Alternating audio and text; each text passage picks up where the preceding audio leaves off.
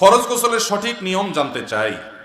ফরজ গোসল এটার সঠিক নিয়ম হলো যে আপনার শরীরের কোনো জায়গায় যদি নাপাক লেগে থাকে, রানে, শরীরের কোনো জায়গায়, অথবা আপনার কাপড়ে, যেটা পরনে কাপড় আছে সেখানে যদি নাপাক লাগে, ফরজ গোসল হয়েছে, তাহলে সেক্ষেত্রে 1 নম্বরের কাজ হলো গোসলখানায় গিয়ে, পুকুর ঘাটে গিয়ে, যেখানে গোসল করেন, যেখানে নাপাক লাগছে ভালো করে পানি দিয়ে ঢোলে আগে নাপাকটা দূর করে ফেলবেন।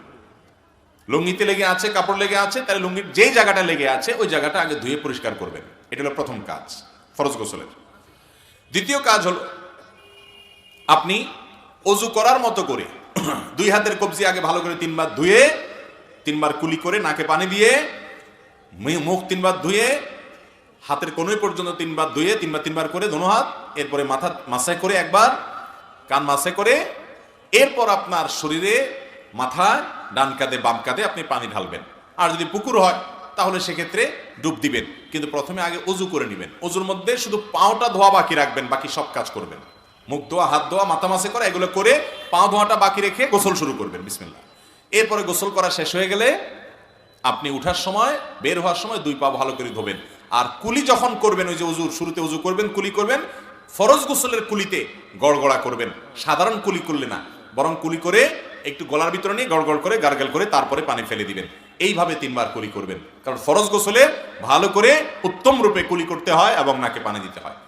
এরপর আপনার গোসল শেষ, যাওয়ার সময় 2 পাও টাকনো পর্যন্ত ধুয়ে এরপরে কাপড় চেঞ্জ করে আপনি চলে যান। ফরজ গোসল হয়ে গেছে, সাথে অজুও হয়ে গেছে। গোসলের সাথে কি হয়ে যাবে? অজুও হয়ে যাবে। এই পদ্ধতিতে গোসল করা হলো সুন্নাত।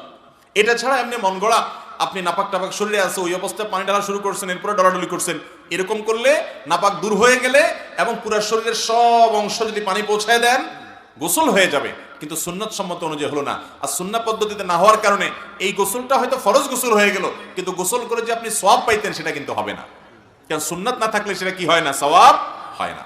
অতএব ফরজ গোসলের সুন্নাত পদ্ধতি আমরা অনুসরণ করে ফরজ গোসল করবো ইনশাআল্লাহ। টয়লেটে ঢোকার সময় বিসমিল্লাহ পড়ে ঢুকবে এবং গোসল করে বের হয়ে আসবেন।